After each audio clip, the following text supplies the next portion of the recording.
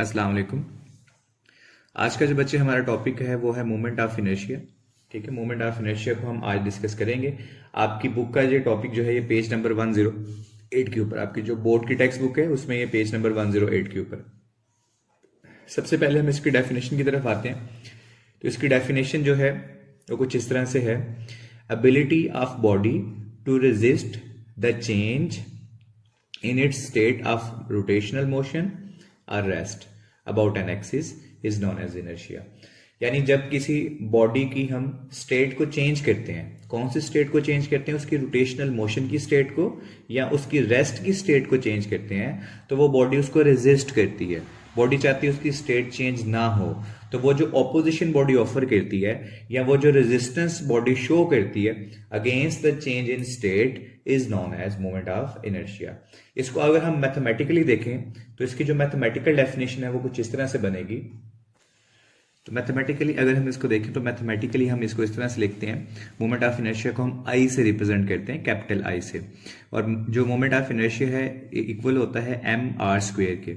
M यहाँ पे हमारा मैस है, बॉडी का मैस, और आर जो है वो परपेंडिकुलर डिस्टेंस है फ्रॉम एक्सिस ऑफ रोटेशन। यानी जिस एक्सिस के अराउंड बॉडी रोटेट कर रही होगी, जिस एक्सिस के अराउंड बॉडी रोटेट करी होगी उससे हमारा जो डिस्टेंस है वो परपेंडिकुलर, वो आर है। तो मोमेंट ऑफ इनर्शिया जो होता है वो एम और आर स्क्वायर के प्रोडक्ट के इक्वल होता है। तो ये इसकी आ गई मैथमेटिकल डेफिनेशन। नेक्स्ट हम बात कर लेते हैं इसके यूनिट की। तो इसका बच्चे जो यूनिट होता है वो किलोग्राम मीटर स्क्वायर के इक्वल होता है। यहां से इस फॉर्मूले से भी आप निकाल सकते हैं इसका यूनिट। देखिए मैस जो है इसका यूनिट होगा किलोग्राम, केजी आ जाएगा, और आगे डिस्टेंस है आर, तो आर का स्क्वायर है और डिस्टेंस का यूनिट होता है मीटर, तो यहाँ पे आ जाएगा मीटर स्क्वायर। और यहां से हम इसकी डायमेंशन लिख लेंगे, किलोग्राम की जगह आ जाएगा एम, किलोग्राम की जगह एम डायमेंशन आती है, और ये जो लेंथ है मीटर इसकी होती है एल, तो ये आ जाएगी एम एल स्क्वायर। तो ये होगी इसके यूनिट और डायमेंशन। नेक्स्ट हम बात करते हैं अब इसके फॉर्मूले की। अगर हमारे पास एक बॉडी है तो उसका मोमेंट ऑफ इनर्शिया हम कैसे कैलकुलेट करेंगे। तो इसका फॉर्मूला ड्राइव करने से पहले इसकी हम थोड़ी सी सिग्निफिकेंस की बात कर लेते हैं कि इसकी सिग्निफिकेंस क्या होती है। और ये बड़ा ही इंपॉर्टेंट शॉर्ट क्वेश्चन है सिग्निफिकेंस का। ये अक्सर बोर्ड के क्वेश्चन में आया होता है कि what is the significance of moment of inertia. तो इसकी सिग्निफिकेंस को जरा डिस्कस कर लेते हैं। तो अगर बच्चे हम यहाँ पे सिग्निफिकेंस की बात करें इसकी, तो सिग्निफिकेंस में हम इस तरह से लिख सकते हैं, मोमेंट ऑफ इनर्शिया यानी आई जो है plays the same role in angular motion as played by mass in linear motion.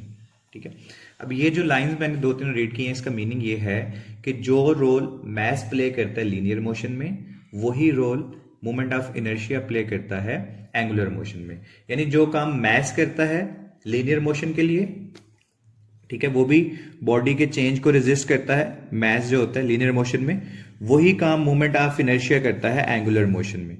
तो ये दोनों एक दूसरे के एनालॉगस हैं। यही लाइन हमने नीचे भी लिखी हुई है, thus moment of inertia is the rotational analog of mass in linear motion. यानी जो काम मास कर रहा होगा लीनियर मोशन में, वही काम मोमेंट ऑफ इनर्शिया कर रहा होगा एंगुलर मोशन में। क्योंकि मास भी जो होता है वो चेंज को रेजिस्ट करता है, बॉडी की जो स्टेट में चेंज आता है उसको रेजिस्ट करता है मास। इसी तरह मोमेंट ऑफ इनर्शिया जो है वो भी इसी चेंज को रेजिस्ट करता है। तो दोनों का सेम रोल है, लेकिन एक जो है वो लीनियर मोशन में रोल प्ले करता है, ठीक है, जो कि मास है, और दूसरा जो है मोमेंट ऑफ इनर्शिया वो एंगुलर मोशन में रोल प्ले कर रहा होता है। तो ये हमारे पास इसकी सिग्निफिकेंस आ गई। अब इसी चीज को हम एक्सप्लेन करते हैं। तो इस चीज को एक्सप्लेन करने के लिए हम सपोज करते हैं कि हमारे पास एक बॉडी है, ठीक है, हमारे पास एक बॉडी है जिसका मास m है और वो इस तरह से सर्कल में इस तरह से वो रोटेट कर रही है। तो हमारे पास एक बॉडी है जिसका मास m है और वो यहाँ पे सर्कल के अंदर यहाँ पे रोटेट कर रही है। और ये जो सर्कल है इसका जो हमारे पास रेडियस है, यानी सेंटर से ये जो बॉडी का डिस्टेंस है ये है r। हमारे पास एक बॉडी है जिसका मास है m, मास को हम यहाँ पे m से रिप्रेजेंट करेंगे, और ये एक सर्कल के अंदर मूव कर रही है जिसका रेडियस हमारे पास r है, और इस सर्कल का ये जो सेंटर है इसको हम o कह देंगे, सेंटर को हम यहाँ पे o कह रहे हैं। और यहाँ पे ये जो सेंटर है बेसिकली हमारा एक्सिस ऑफ रोटेशन होगा, क्योंकि इसके अराउंड बॉडी रोटेट कर रही है, तो जिस पॉइंट के अराउंड बॉडी रोटेट कर रही होती है उसको हम एक्सिस ऑफ रोटेशन कहते हैं। तो ये हमारा एक्सिस ऑफ रोटेशन भी है, और ये हमारा जो है एक्सिस ऑफ रोटेशन होगा सेंटर, और ये बॉडी का जो डिस्टेंस है एक्सिस ऑफ रोटेशन से, ये जो परपेंडिकुलर डिस्टेंस है, ये हमारे पास इसको हम आर कह रहे हैं यहाँ पे। तो ये जो डिस्टेंस है ये आर है। और ये जो बॉडी है अभी ये इस पॉइंट के ऊपर है, ठीक है। अभी हमें ज्यूम करते हैं, इस पॉइंट के ऊपर है। थोड़ी देर के बाद क्या होगा, बॉडी मूव करके ऊपर चली जाएगी। तो उस फिगर को अब देखते हैं नेक्स्ट। तो ये हमारे पास ये फिगर आ गई। अब इसमें ये फिगर में ये जो बॉडी है बच्चे, यहाँ पे एक रॉड के साथ अटैच है, और ये जो रॉड है ये यहाँ से यहाँ तक है, जो कि इस बॉडी को सेंटर के साथ अटैच किया हुआ हमने। तो ये जो रॉड है ये मैसलेस रॉड है, और ये यहाँ पे बॉडी को यहाँ पे इस सर्कल के अंदर मूव करवा रहा है। और बॉडी का एक्सिस ऑफ रोटेशन जो है वो बेसिकली ये सेंटर ओ से गुजर है। और यहाँ पे बॉडी के ऊपर जो फोर्स लग रही है, जो हम फोर्स यहाँ पे सपोज करे लगा रहे हैं, वो हम बॉडी के ऊपर इस डायरेक्शन में लगा रहे हैं। तो इस डायरेक्शन में हमारी ये फोर्स लग रही है एफ। तो बॉडी के ऊपर फोर्स हम लगा रहे हैं, जिसकी वजह से बॉडी इस सर्कल के अंदर मूव कर रही है। अब हम जरा इसकी मैथमेटिकल फॉर्मूला की तरफ चलते हैं। तो आपके पास, आपने न्यूटन सेकंड लॉ से पढ़ा हुआ है। न्यूटन सेकंड लॉ के अकॉर्डिंगली जो फोर्स होती है that is equal to m a. तो फोर्स जो होती है वो मैस इंटू एक्सेलरेशन के इक्वल होती है। और ये वो फोर्स है जो इस बॉडी के ऊपर हम लगा रहे हैं, इस बॉडी के ऊपर ही हम फोर्स लगा रहे हैं। और ये जो फोर्स है इस रॉड के बेसिकली परपेंडिकुलर है, यानी ये जो रॉड है जिसके जरिए हमने बॉडी को सेंटर से अटैच किया हुआ है, ये फोर्स इसके परपेंडिकुलर है।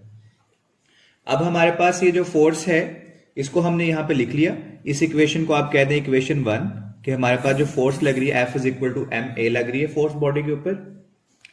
और इस फोर्स की वजह से जो बॉडी के अंदर टॉर्क आएगा, ठीक है, ये जो फोर्स हम यहाँ पे लगा रहे हैं इसकी वजह से जो बॉडी के अंदर टॉर्क आएगा, ठीक है, जो कि सेंटर ओ एक्सिस जो हमारा है वो उसके अराउंड जो टॉर्क प्रोड्यूस होगा, उसको अगर हम यहाँ पे लिखें तो हमारा जो टॉर्क आ जाएगा वो आ जाएगा आर इंटू एफ। ठीक है, आर बेसिकली अब यहाँ पे हमारा मोमेंट आर्म है। मोमेंट आर्म क्या होता है, ये जो डिस्टेंस होता है, ठीक है, एक्सिस ऑफ रोटेशन से लेके point of application of force तक ये जो डिस्टेंस होता है ये हमारा मोमेंट आर्म होता है। तो फोर्स हम यहाँ पे लगा रहे हैं और हमारा एक्सिस ऑफ रोटेशन ये है, तो ये जो डिस्टेंस है ये भी आर के इक्वल होगा। तो बॉडी के अंदर जो टॉर्क आएगा वो हम इस इक्वेशन से निकाल सकते हैं। तो जब यहां पे हम एफ की वैल्यू पुट करेंगे तो आ जाएगा आर, और एफ की वैल्यू पुट कर दें, एफ इज इक्वल टू है एम ए, तो टॉर्क जो है वो आ जाएगा आर एम ए के इक्वल। तो यहां से आपने ये इक्वेशन दूसरी लिख लेनी है कि हमारा जो टॉर्क है वो आ गया है आर एम ए के इक्वल। तो ये आपके आ गई सेकेंड इक्वेशन। इसको हम यहाँ पे सेकंड इक्वेशन बना देंगे। अब नेक्स्ट हम इसमें जो है लीनियर और एंगुलर एक्सेलरेशन का जो हमने रिलेशन बनाया था उसको यूज करेंगे। तो आपके पास जो लीनियर और एंगुलर एक्सेलरेशन का रिलेशन होता है वो कुछ इस तरह से होता है, A is equal to R alpha. ठीक है, ये हमारे पास जो रिलेशन है, relation between linear and angular acceleration. तो लीनियर और एंगुलर एक्सेलरेशन के दरमियान जो हमारे पास रिलेशन है उसको हम यहां पे यूज करेंगे। तो वो ये रिलेशन होता है, लीनियर और एंगुलर एक्सेलरेशन के दरमियान हमारे पास ये रिलेशन होता है, A is equal to R alpha. Alpha यहां पे जो है ये एंगुलर एक्सेलरेशन है और ए यहां पे जो है लीनियर एक्सेलरेशन है। अब ये जो वैल्यू है इसको पुट कर दें, ए की जो वैल्यू है इसको पुट कर दें यहां पे इक्वेशन 2 में। तो इक्वेशन 2 में जब इस वैल्यू को पुट करेंगे तो आपके पास इक्वेशन 2 इस तरह से बन जाएगी, पुट इन इक्वेशन 2। तो इक्वेशन 2 में इस वैल्यू को पुट करें तो इक्वेशन 2 जो है वो कुछ इस तरह से बन जाएगी, टाउ यानी टार्क जो है आर एम, ए की जगह उसकी वैल्यू पुट कर दें आर एल्फा। तो यहां से आपके पास रिलेशन आ जाएगा, ये आर आर से मल्टीप्लाई हो जाएगा तो आ जाएगा एम आर स्क्वेयर और आ जाएगा साथ में एल्फा। अब ये जो इक्वेशन है ये बेसिकली इसको हम अगर सिंप्लीफाई करके लिखें तो सिंप्लीफाई थोड़ा सा करें इसको, तो ये जो टर्म है इसको हमने मोमेंट ऑफ इनर्शिया कहा था। तो इस इक्वेशन को हम इस तरह से लिख सकते हैं, टाउ इज इक्वल टू है, टाउ इज इक्वल टू है आई इंटू एल्फा। ठीक है, टाउ इज इक्वल टू है आई इंटू एल्फा। आई यानी यहां पे ये जो टर्म है ये मोमेंट ऑफ इनर्शिया है। तो ये जो इक्वेशन है ये वही न्यूटन सेकंड लॉ है जो हमने ऊपर यहां पे लिखी थी, F is equal to m a. तो ये बिल्कुल उसके एनालॉगस है, यानी जिस तरह आपके पास ये वाला न्यूटन सेकंड लॉ है लीनियर मोशन के लिए, F is equal to ma, ये दोनों इक्वेशन आपस में एनालॉगस हैं। अगर हम इस इक्वेशन को दोनों को गौर से देखें तो दोनों ही इक्वेशन आपस में एनालॉगस हैं। तो ये हमने पहले भी बात की थी प्रीवियस एक टॉपिक के अंदर कि जो काम फोर्स करती है लीनियर मोशन में वही काम टॉर्क कर रही होती है एंगुलर मोशन के अंदर। और यहां पे अगर हम कंपेयर करें तो आपका जो मोमेंट ऑफ इनर्शिया है एंगुलर मोशन में जो रोल वो प्ले कर रहा होता है वही रोल लीनियर मोशन में मास प्ले कर रहा होता है। तो अब हम इन इक्वेशन को दोनों को कंपेयर कर सकते हैं। तो लेफ्ट साइड पे टॉर्क और फोर्स है, यानी जो काम फोर्स करती है लीनियर मोशन में वही काम टॉर्क करती है एंगुलर मोशन में। और राइट साइड पे देखें यहाँ पे अल्फा है एंगुलर एक्सेलेरेशन, तो एंगुलर मोशन में हमारे पास अल्फा होता है यानी एंगुलर एक्सेलेरेशन, और नीचे जो लीनियर मोशन है उसमें हमारे पास ए होता है यानी लीनियर एक्सेलरेशन। और यहाँ पे एंगुलर मोशन में आई आ जाता है मोमेंट ऑफ इनर्शिया, और एंगुलर मोशन में आई आ गया, और लीनियर मोशन में एम होता है मास। तो जो मास रोल प्ले कर रहा होता है लीनियर मोशन में वही role moment of inertia play कर रहा होता है एंगुलर मोशन में। तो ये थी इनकी डिटेल डिस्कशन, दोनों को हमने आपस में रिलेट कर दिया। अब नेक्स्ट जो हमारा टॉपिक है, अब हम एक रिजिड बॉडी का जो है वो मोमेंट ऑफ इनर्शिया का फॉर्मूला बनाएंगे। कि अगर हमारे पास एक रिजिड बॉडी है, आप लोग पहले भी जानते हैं रिजिड बॉडी क्या होती है, ऐसी बॉडी जिसके पार्टिकल्स के दरमियान जो डिस्टेंस है वो हमेशा कांस्टेंट रहता है। तो ऐसी बॉडी को हम रिजिड बॉडी कहते हैं, यानी सॉलिड बॉडी जो होती है। तो अब हम एक सॉलिड बॉडी का मोमेंट ऑफ इनर्शिया यहां पे कैलकुलेट करेंगे। तो यहां पे ये हमारे पास एक रिजिड बॉडी है, जैसे मैंने फिगर में यहां पे बना दी है ये बॉडी। अब ये सपोज करें हमारे पास एक रिजिड बॉडी है जो कि बहुत से मैसेज से मिलकर बनी हुई है। उन मैसेज को हम यहाँ पे मार्क करते हैं। सपोज करें ये जो मैस है हमारे पास ये है, ठीक है, ये वाला जो मैस है ये m1 है, और इसका जो डिस्टेंस है आपके इस सेंटर पॉइंट से ये r1 है, ठीक है। और इसके बाद जो कोई और एक मैस यहाँ पे पड़ा हुआ है, सपोज करें ये जो मैस यहाँ पे पड़ा हुआ है, ठीक है, ये है m2, इसको हम m2 कह देते हैं, और इसका जो डिस्टेंस है सेंटर से वो r2 है। इसी तरह हम यहाँ पे बहुत से मैसेज यहाँ पे लिख सकते हैं। एक और मैस ले लेते हैं यहाँ पे जो कि है यहाँ पे m3, ठीक है, इस मैस को यहाँ पे हम m3 कह रहे हैं, और इसका जो डिस्टेंस है सेंटर से वो है r3। इस तरह बहुत से हम बना लेंगे। लास्ट वाला जो मैस हम जिसमें इसको डिवाइड करेंगे उसको हम कह देंगे mn, ठीक है। तो ये सपोज करें हमारा लास्ट वाला मैस है जिसको हमने यहाँ पे mn कह दिया, और इसका जो डिस्टेंस होगा वो rn होगा। तो ये हमारे पास एक रिजिड बॉडी है जो कि आर्बिट्रेरी शेप की है, और इसको हमने छोटे छोटे मैसेज में यहाँ पे डिवाइड कर लिया। m1 मैस आ गया, m2 मैस आ गया, m3, m4 up to mn। अब ये जो सारे मैसेज हैं इनके हमने डिस्टेंस भी लिख लिए रिस्पेक्टिवली। m1 का डिस्टेंस r1 है, m2 का r2 है, m3 का r3 है, and up to so mn जिसका डिस्टेंस rn आ जाएगा। अब ये हमारे पास एक रिजिड बॉडी है जिसकी आर्बिट्रेरी शेप है, और अभी मैंने आपको बता दिया कि रिजिड बॉडी क्या होती है, ऐसी बॉडी होती है जिसके मैसेज के दरमियान डिस्टेंस हमेशा सेम रहता है, ठीक है। अगर हम इस बॉडी के ऊपर ये दो पॉइंट लें, यानी m1 और m2 वाला पॉइंट ले लें, तो इन पॉइंट्स के दरमियान या इन मैसेज के दरमियान डिस्टेंस हमेशा कांस्टेंट रहेगा, फिक्स रहेगा। तो ऐसी बॉडी को हम रिजिड बॉडी कहते हैं, ठीक है। इसको हम आमतौर पे सॉलिड बॉडी भी कहते हैं, जो अपनी शेप को चेंज नहीं कर रही होती, जिसकी शेप जो है वो परमानेंट रहती, फिक्स रहती। तो ये हमारे पास रिजिड बॉडी है। अब हमने इसका मोमेंट ऑफ इनर्शिया जो है वो कैलकुलेट करना है। तो हम जो है इस तरह से कैलकुलेशन करेंगे। तो कैलकुलेशन के लिए सबसे पहला पॉइंट मैंने बता दिया कि हमारे पास हमने बॉडी को छोटे छोटे मैसेज में डिवाइड कर दिया, m1, m2, m3, m4 up to mn, ठीक है। और ये जो मैसेज हैं इनके डिस्टेंस भी लिख दिए रिस्पेक्टिवली। m1 का r1 है, m2 का सेंटर से r2 है, m3 का r3 है, इस तरह अप टू mn जो है उसका rn होगा। ये हमने इनके डिस्टेंस लिख लिए। तो हमने बॉडी को जो मैसेज में डिवाइड कर दिया, m1, m2, m3 up to so on mn, और उनके रिस्पेक्टिव डिस्टेंस भी लिखती है r1, r2, r3 and up to so on rn, ठीक है। अब क्योंकि ये एक रिजिड बॉडी है तो बच्चे इसमें सभी मैसेज जो हैं वो सेम एंगुलर एक्सेलरेशन के साथ मूव कर रहे होंगे, ठीक है। क्योंकि ये एक रिजिड बॉडी है, एज बॉडी इज रिजिड, क्योंकि ये हमारे पास रिजिड बॉडी है,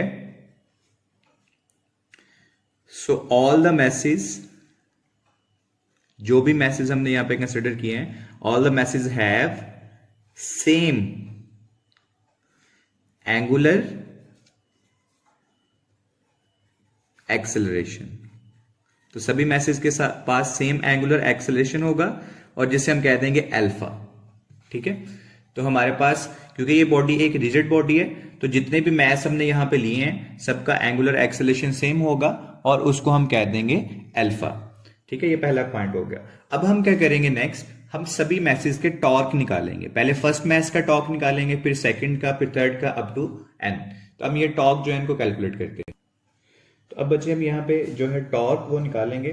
तो सबसे पहले m1 जो है, तो हमारे पास पहला मैस है, उसका हम टॉर्क निकालेंगे टाउ 1।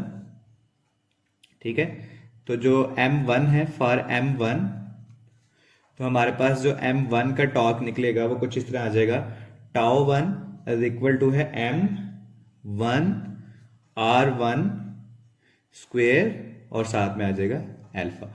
ये टॉर्क का फॉर्मूला अभी हमने ऊपर डिस्कस किया था। ठीक है, अभी हमने ऊपर इसको प्रीवियस डिस्कस किया था।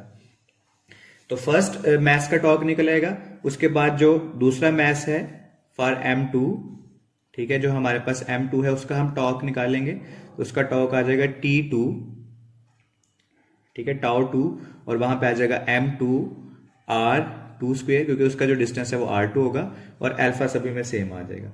ठीक है, इसी तरह हम चलते जाएंगे फॉर mn।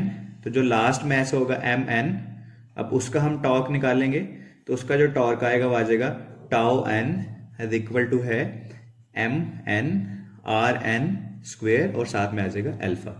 ठीक है, तो हमने फर्स्ट मैस का टॉर्क निकाल लिया, फिर सेकंड का, फिर इस तरह थर्ड का, और अप टू लास्ट जो हमारे पास मैस जिसमें हमने बॉडी को डिवाइड किया था mn, इसका हम टॉर्क निकालेंगे। तो ये सभी का हमने टॉर्क यहाँ पे कैलकुलेट कर लिया। अब अगर हमने यहाँ पे टोटल टॉर्क निकालना है, तो टोटल टॉर्क हम यहाँ पे कैसे निकालेंगे? टोटल टॉर्क निकालने के लिए हम क्या करेंगे, टोटल टॉर्क, तो जो हमारे पास टोटल टॉर्क निकलेगा उसको हम निकालने के, उसको हम टी कह देंगे, और उसको कैसे निकालेंगे, T1, ठीक है, टी सॉरी कह रहा हूं मैं, टाउ इसको कहते हैं, tau 1 plus tau 2 plus tau 3 and up to tau n। यानी ये हमारे पास जो सभी टॉर्क n को हम ऐड कर देंगे, tau 1 tau 2 tau 3 up to tau n, इन सभी को ऐड कर देंगे तो टोटल टॉर्क हमारे पास निकल आएगा। तो ये हमारे पास टोटल टॉर्क का फॉर्मूला आ गया। अब हमने इस फॉर्मूले से टोटल टॉर्क जो है वो निकाल लेना है। अब इस फॉर्मूले में सिंपली वैल्यूज पुट करेंगे और अपना टॉर्क जो है उसको हम निकाल लेंगे। तो अब इस फॉर्मूले में हम वैल्यूज को पुट करते हैं और अपना जो टॉर्क है उसको हम निकालते हैं। तो हमारे पास फॉर्मूला है टोटल टॉर्क का, टाउ इज इक्वल टू है टाउ 1 प्लस। तो यहाँ तक हमने डिस्कस कर लिया। तो वीडियो डिस्कनेक्ट हो गई थी मोबाइल पे, तो इसको नेक्स्ट पार्ट में मैं यहाँ पे एक्सप्लेन कर रहा हूँ। तो यहाँ तक हमारी डेरिवेशन हो चुकी थी कि जो टॉर्क टोटल हमने निकालना है वो सभी टॉर्क को ऐड करेंगे, तो हमारा टोटल टॉर्क जो है वो निकल आएगा। अब यहाँ पे ये सिंपली आपने वैल्यूज पुट कर देनी है और आपका टोटल टॉर्क का फॉर्मूला यहाँ से निकल आएगा। T1 की, टाउ 1 की वैल्यू लिखी हुई है m1 r1 square alpha, plus tau 2 की वैल्यू लिखी हुई है m2 r2 square alpha, plus इस तरह सो ऑन। ये जो टाउ n है इसकी वैल्यू लिखी है mn rn स्क्वेयर अल्फा। ठीक है, तो ये हमने सबकी वैल्यूज पुट कर दी। अब यहाँ पे देखिए अल्फा जो है ये सभी के अंदर आ रहा है, अल्फा जो है सभी के अंदर ये टर्म आ रही है, तो इसको कॉमन ले लें। जब इसको कॉमन लेंगे तो m1 r1 स्क्वेयर बन जाएगा, पीछे रह जाएगा फर्स्ट टर्म में। सेकंड टर्म से कॉमन लेंगे तो m2 r2 स्क्वेयर पीछे रह जाएगा, प्लस इस तरह ये जो टर्म है इसमें mn rn स्क्वेयर रह जाएगा, और अल्फा को हमने यहाँ पे कॉमन ले लिया है। अल्फा को सभी में से हमने कॉमन ले लिया। अब ये जो अल्फा है इसको कॉमन ले लिया, बाकी ये जो ब्रैकेट के अंदर वाली टर्म है इसको हम सिग्मा की फॉर्म में लिख सकते हैं। इसको हम सिग्मा की फॉर्म में इस तरह से लिख सकते हैं, ब्रैकेट वाली जो टर्म है ये बेसिकली समेशन है। ठीक है, ये सबस्क्रिप्ट 1 2 3 अप टू n जा रहा है, तो यहाँ पे हम लिख देंगे i इज इक्वल टू है 1 to n। ठीक है, i 1 से n तक जा रहा है, और m i आ गया और r i आ गया, साथ में स्क्वायर आ गया इसके ऊपर। तो ये टर्म बन जाएगी। ठीक है, अब ये जो समेशन है, ये जो ब्रैकेट के अंदर समेशन, जब इसको एक्सपेंड करेंगे फिर से यही ऊपर वाली फॉर्मूला या ऊपर वाली टर्म्स आ जाएंगी। आई की वैल्यू यहाँ पे 1 पुट करेंगे, m1r1 स्क्वायर आ जाएगा, फर्स्ट टर्म बन जाएगी। आई की वैल्यू 2 पुट करेंगे, m2r2 स्क्वायर आ जाएगा, ये टर्म बन जाएगी। इस तरह पुट करते जाएंगे और लास्ट पे आई की वैल्यू n पुट करेंगे तो ये लास्ट वाली टर्म आ जाएगी mn/n स्क्वायर। तो ये जो इक्वेशन है ऊपर वाली, ये जो ब्रैकेट के अंदर वाली टर्म है, इसको हम सिंप्लीफाई करके सिग्मा के फॉर्म में इस तरह से लिख सकते हैं। और ये जो ब्रैकेट के अंदर ये जो नोटेशन है, ये बेसिकली मोमेंट ऑफ इनर्शिया है। ठीक है, ये सभी जो मैसेज थे उनके m और r स्क्वायर का प्रोडक्ट है, और आपको पता है m r स्क्वायर का जो प्रोडक्ट होता है वो मोमेंट ऑफ इनर्शिया होता है।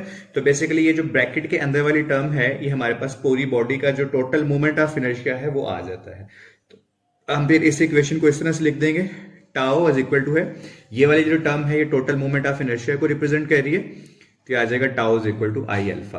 तो ये वही इक्वेशन बन गई जो हमने पहले भी यहाँ पर डिस्कस की है। और यहाँ पे आपने साथ में बता देना है कि हेंस जो आई है यहाँ पे वो किसके इक्वल है, वो आपका है sigma I is equal to है 1 to n m/i/r/i स्क्वेयर। यानी ये हमारे पास जो है ये मोमेंट ऑफ इनर्शिया है। ये आपने साथ में बता देना है कि ये आपका मोमेंट ऑफ इनर्शिया है। तो ये यहां तक आपने इसको बता देना है। तो ये थी बच्चे आज की हमारी डेरिवेशन। हमने मोमेंट ऑफ इनर्शिया को जो है वो डिस्कस कर दिया। अच्छा, टेक्स्ट बुक के ऊपर उसने मोमेंट ऑफ इनर्शिया जो डिफरेंट बॉडीज का है उसके डिफरेंट फॉर्मूलाज लिखे हुए हैं। ठीक है, यानी आपके पास अगर एक रॉड हो तो रॉड के केस में मोमेंट ऑफ इनर्शिया क्या होगा, ये आपने सारे फॉर्मूले याद रखने हैं कि अगर आपके पास, ठीक है, तो नेक्स्ट हमारा ये है moment of inertia of different bodies. तो अगर हमारे पास डिफरेंट किस्म की बॉडीज हों तो उनका मोमेंट ऑफ इनर्शिया हम कैसे निकालेंगे। तो सबसे पहले उसने रॉड का मोमेंट ऑफ इनर्शिया डिस्कस किया हुआ है, तो हम पहले जो है वो रॉड का मोमेंट ऑफ इनर्शिया यहाँ पे लिख लेते हैं। तो जो रॉड है, अगर आपके पास एक रॉड हो, ठीक है, फर्स्ट पे उसने रॉड का डिस्कस किया हुआ है कि अगर आपके पास एक रॉड है, यानी इस तरह से ये रॉड है आपके पास, जिसकी जो लेंथ है वो है L, इसकी यहां से लेके यहां तक ये जो लेंथ है वो L के इक्वल है, तो इसकी जो लेंथ है वो L है। तो इसका जो मोमेंट ऑफ इनर्शिया वो उसने यहाँ पे निकाला हुआ है, कहते हैं इसका जो मोमेंट ऑफ इनर्शिया है उसका फॉर्मूला आ जाएगा I is equal to 1/12 ml square. L यहाँ पे इसकी लेंथ है और m इसका मैस है, m इस रॉड का मैस है। तो ये रॉड का मोमेंट ऑफ इनर्शिया हम निकाल सकते हैं। दूसरे केस में उसने यहाँ पे जो मोमेंट ऑफ इनर्शिया बताया हुआ है वो है आपके पास एक हूप का। ठीक है, ये हूप क्या होती है, ये बेसिकली एक डिस्क होती है जो अंदर से खाली होती है। ठीक है, इस तरह से ये डिस्क होती है, ये डिस्क होती है बेसिकली इस तरह से, ये जो अंदर से जिसके इसकी इनर जो है इसको हम हूप कहते हैं। ये इस तरह से ये डिस्क होती है, इसकी ये जो दरमियान वाला हिस्सा खाली होता है। ठीक है, तो अगर हमारे पास इसका रेडियस हो आर रेडियस की अगर हमारे पास एक हूप है तो उसका जो मोमेंट ऑफ इनर्शिया है उसका मोमेंट ऑफ इनर्शिया आ जाएगा mr स्क्वायर। m यहाँ पे इसका मैस है, ठीक है, m इसका मैस है तो इसका आ जाएगा mr स्क्वायर। इसके बाद नेक्स्ट जो है थर्ड पॉइंट उसने डिस्कस किया हुआ है मोमेंट ऑफ इनर्शिया डिस्क का। तो अगर आपके पास एक डिस्क है यहाँ पे, ठीक है, डिस्क जो होती है वो इस तरह से पूरी फील्ड होती है अंदर से, इसका ये सारा हिस्सा अंदर से फील्ड होता है ये वाला। तो अगर हमारे पास यहाँ पे एक डिस्क है जिसका रेडियस है r, ठीक है, r रेडियस की अगर हमारे पास ये डिस्क है, ये सारी फील्ड होती है दरम्यान से, इसका सारा ये मटेरियल फील्ड होता है। तो अगर हमारे पास ये डिस्क है तो इसका जो मोमेंट ऑफ इनर्शिया आएगा, ठीक है, इस डिस्क का मैस m है तो इसका मोमेंट ऑफ इनर्शिया आ जाएगा 1/2 mr स्क्वायर। ये फॉर्मूलाज हमने पहले ही ड्राइव किए हुए हैं एक्सपेरिमेंटल वे से, तो बस हम इसको यहाँ पे लिखते हैं। और लास्ट पे कहता है अगर आपके पास एक सफेयर है, ठीक है, अगर आपके पास एक सफेयर है, सफेयर आपको पता है जो 3D ऑब्जेक्ट होते हैं, जैसे बॉल होती है, फुटबॉल होता है, कोई अगर आपके पास सफेरिकल ऑब्जेक्ट है, तो अगर आपके पास एक सफेयर है इस तरह से जिसका एक्सिस ऑफ रोटेशन ये है, इस एक्सिस के अराउंड वो रोटेट कर रही है इस तरह से, तो ये आपके पास एक सफेयर है जो यहाँ पे रोटेट कर रही है, तो इसका जो मोमेंट ऑफ इनर्शिया होता है, सफेयर का मोमेंट ऑफ इनर्शिया जो होता है वो होता है 2/5 mr स्क्वेयर। आर यहाँ पे इसका रेडियस है, इस सफेयर का जो रेडियस है वो आर है, और m यहाँ पे इसका मैस है उसी तरह से। तो इसका जो मोमेंट ऑफ इनर्शिया है वो ये आ जाएगा। तो डिफरेंट बॉडीज का जो मोमेंट ऑफ इनर्शिया उसके फॉर्मूला ये लिखे हुए हैं। रॉड का 1/12 ml स्क्वेयर होता है, एल यहाँ पे उसकी लेंथ है। हुप का जो होता है वो आई, ठीक है, moment of inertia mr square के इक्वल होता है। हुप मैंने बता दिया ये बेसिकली एक डिस्क की तरह की होती है, दरम्यान में से ये खाली होती है यहाँ पे।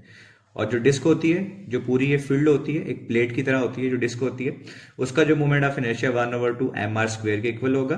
और लास्ट पे जो सफेयर है, जो एक फुटबॉल या एक बॉल होगा, सफेरिकल ऑब्जेक्ट होगा, 3D में जो ऑब्जेक्ट होगा, उसका जो मोमेंट ऑफ इनर्शिया है वो आ जाएगा 2/5 mr स्क्वेयर। तो ये हमारे पास डिफरेंट बॉडीज के मोमेंट ऑफ इनर्शिया थे। तो आज का टॉपिक हमारा यहीं तक है। ये भी इंपॉर्टेंट टॉपिक है, इसमें से शॉर्ट क्वेश्चन भी बन सकता है। मोमेंट ऑफ इनर्शिया की डेफिनेशन आ सकती है, मोमेंट ऑफ इनर्शिया की सिग्निफिकेंस पूछ सकते हैं। ये बड़े ही इंपॉर्टेंट शॉर्ट क्वेश्चंस हैं। और बाकी अगर ये कंप्लीट आपसे पूछ ले कि मोमेंट ऑफ इनर्शिया जो है वो है क्या, ठीक है, और वो उसका फॉर्मूला ड्राइव करें और डिफरेंट रिजिड बॉडी का मोमेंट ऑफ इनर्शिया कैलकुलेट करें, तो फिर ये एक लॉन्ग क्वेश्चन आपका ये बन जाता है। तो आपने इसको अच्छे तरीके से देख लेना है। कोई क्वेश्चन हो या कोई कंफ्यूजन हो तो वो मेरे से नेक्स्ट लेक्चर में डिस्कस कर लीजिएगा। तो आज के लिए यहीं तक है, मोमेंट ऑफ इनर्शिया तक। बाकी इंशाल्लाह कल हम यहाँ से आगे डिस्कस करेंगे। तो तब तक के लिए अल्लाह हाफिज़।